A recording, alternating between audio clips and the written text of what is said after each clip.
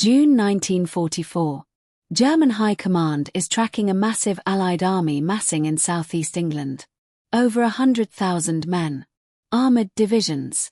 Supply convoys. Radio traffic humming around the clock. General Patton himself in command.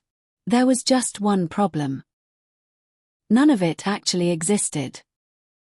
By early 1944, the Allies had a decision to make. The invasion of France was coming. But where it would land, that had to stay secret for as long as possible. The Germans knew an invasion was coming. They'd reinforced the Atlantic Wall along the Pas de Calais, the narrowest point between Britain and France. If they guessed right about Normandy, the landings would hit a wall of steel. So the Allies needed to sell a lie. A massive, convincing lie.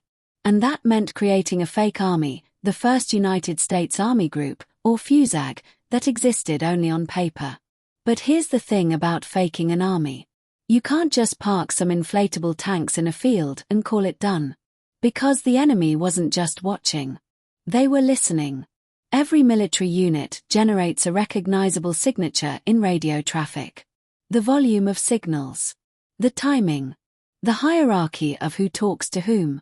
And every Morse operator has a fist, their own individual rhythm when tapping out code, as distinctive as a fingerprint. German signals intelligence was very good at reading all of this.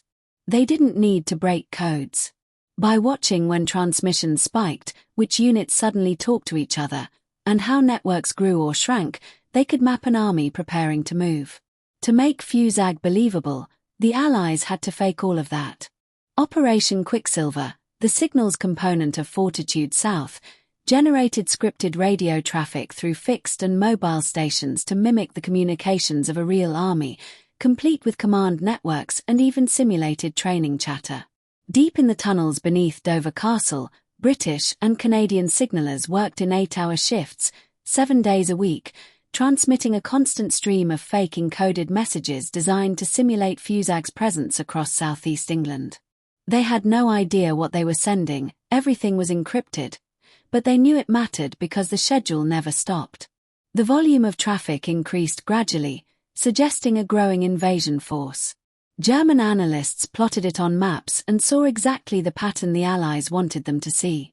Operators even discussed fictional supply shortages and training exercises in messages they knew would be intercepted. Some telegraphers could perfectly imitate the Morse fist of real operators from specific units, something considered nearly impossible. So German intelligence believed they were tracking the same men, the same divisions, the same command structure, even as those units quietly moved west toward Normandy. The Allies had an advantage the Germans didn't know about. Codebreakers at Bletchley Park had cracked the German military's encryption, a secret program called Ultra. They could read enemy communications almost as fast as the Germans themselves. Which meant they could monitor exactly how well the deception was working. On the 1st of June, 5 days before D-Day, a decrypted message from the Japanese ambassador in Berlin recounted a conversation with Hitler. When asked about the Allied invasion plan, Hitler said he expected diversionary landings in several places, followed by the main assault across the Strait of Dover. He'd bought it completely. The landings hit Normandy on the 6th of June. And still the deception held. Even as Allied troops came ashore, German units were held back near Pas de Calais, waiting for the real invasion that signals intelligence told them was still coming. German belief in FUSAG's existence persisted as late as August 1944, 2 months after D-Day.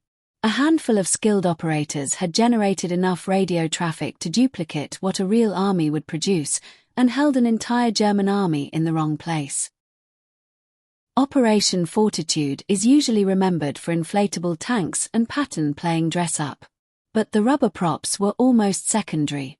By 1944, German reconnaissance planes could rarely reach England, so the visual deception was of limited value. The real backbone was radio, scripted, meticulous, and relentless. A few dozen people in a tunnel under a castle, tapping out messages they weren't allowed to read. The war above depended on their illusion. If you enjoyed this episode, Please like and subscribe for more from Signal History.